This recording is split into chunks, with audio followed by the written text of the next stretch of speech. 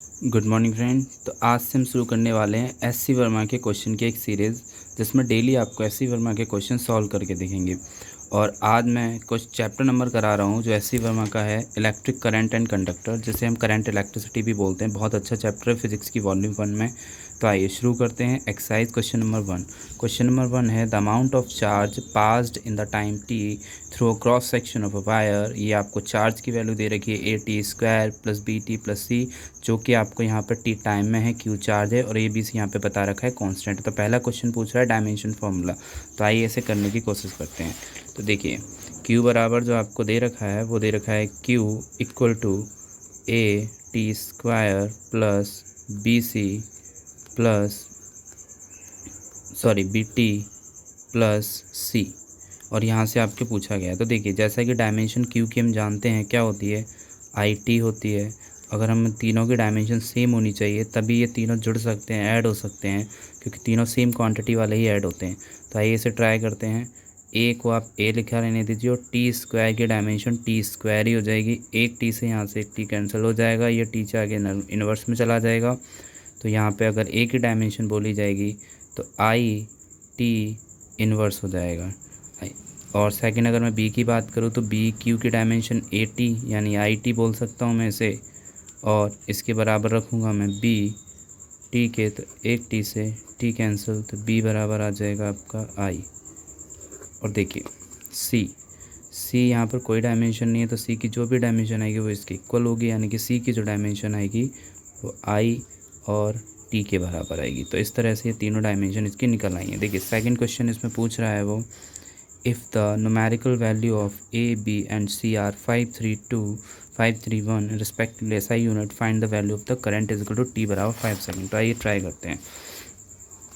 Value रख लेते हैं पहले। Q बराबर A की वैल्यू 5 है तो 5t² प्लस B की वैल्यू 3 है 3t प्लस C की वैल्यू 1 है 1।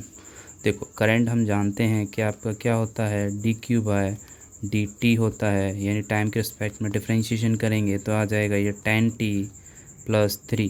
1 का कांस्टेंट है तो उसका डिफरेंशिएशन 0। t की वैल्यू 5 पर पूछा है, 5 रखेंगे तो ये 50 + 3, यानी कि आपका आंसर आ जाएगा 53 एम्पियर। तो इस तरह से हमने फर्स्ट क्वेश्चन किया है। आइए अब देखते हैं second question. SC. Verma chapter number current electricity का हम दूसरा क्वेश्चन करते हैं और देखते हैं क्या है। सेकंड क्वेश्चन है, an electron gun emits 2 × 10⁻16 electron per second, what electric current does it corresponding to. Current पूछा है आपको। देखिए, नंबर ऑफ इलेक्ट्रॉन जो दे रखे हैं वो दे रखे हैं 2 × 10⁻6, और आपको पता है Q बराबर जो फॉर्मूला होता है वो होता है N × E, यानी N आपका हो गया 2 × 10⁻6 इंटू इलेक्ट्रॉन हो गया 1.6 × 10⁻−19। जब इसे सॉल्व करेंगे तो Q की वैल्यू आ जाएगी 3.2 × 10⁻3। Q/T होता है आपका करंट, और टाइम उसने बोला है पर सेकंड, यानी 1 सेकंड लेंगे तो वैल्यू यही आएगी 3 × 10⁻³ एम्पियर। तो इस तरह से ये दूसरा क्वेश्चन का आंसर आ चुका है आपका। अब क्वेश्चन का नंबर 3 करते हैं एस.सी. वर्मा का।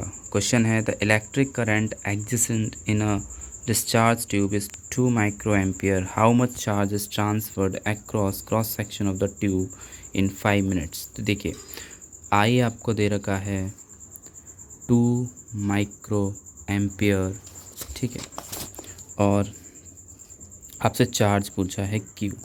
तो जैसा कि आप जानते हैं I बराबर होता है Q/T। I आपको दे रखा है 2 माइक्रो एम्पियर, यानी 2 × 10⁻6 लिख सकते हैं हम इसे। फिर उसके बाद हम बात करेंगे चार्ज की। टाइम 5 मिनट में पूछा है, इसे 5 × 60 सेकेंड्स में कन्वर्ट कर लेंगे। तो यहाँ से Q बराबर आ जाएगा 2 × 5 × 60 × 10⁻6। जब इसे हम अब सॉल्व करेंगे तो Q आ जाएगा यहाँ से 6 × 10⁻4 कूलम। तो इस तरह से ये थर्ड क्वेश्चन का आंसर आ जाएगा। आइए अब हम क्वेश्चन नंबर 4 करते हैं। The current through a wire depend on the time. ये करंट की वैल्यू दे रखी है I0 + α_t। I0 10 एम्पियर है और अल्फा 4 एम्पियर पर सेकंड है। Find the charge cross section for the in 10 second. 10 second में कितना चार्ज पास करेगा, तो देखते हैं।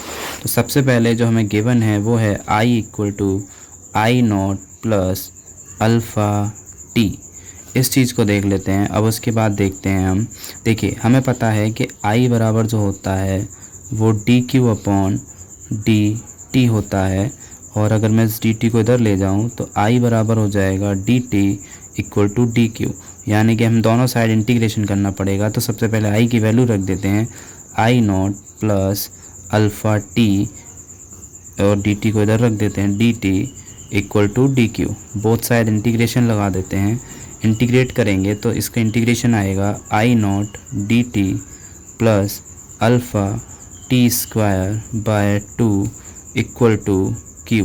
और इसकी जो लिमिट हो जाएगी, आपको पता है पूरे की लिमिट 0 सेकेंड से लेके मैक्सिमम 10 सेकेंड पूछ रहा है तो 10 हो जाएगी। जैसे हम वैल्यू रखेंगे, आई नॉट की वैल्यू 10 है और dt का जो इंटीग्रेशन है वो t आएगा, सॉरी यहाँ पर, तो t की वैल्यू कितनी हो जाएगी 10। मैक्सिमम वैल्यू 0 रखेंगे तो 0 हो जाएगा, तो उसे हम रखते नहीं हैं। उसके बाद अल्फ़ा की वैल्यू 4 है, t 10 का स्क्वायर 100 हो गया, 100 डिवाइडेड बाय 2 करेंगे तो ये q आ जाएगा। ठीक है, अब 2 से ही 50 काटेंगे, ये 50 हो जाएगा, ये हो जाएगा 100 प्लस 200, यानी q आ जाएगा आपका 300 कूलम। तो इस तरह से ये 4th का आपका आंसर आ चुका है।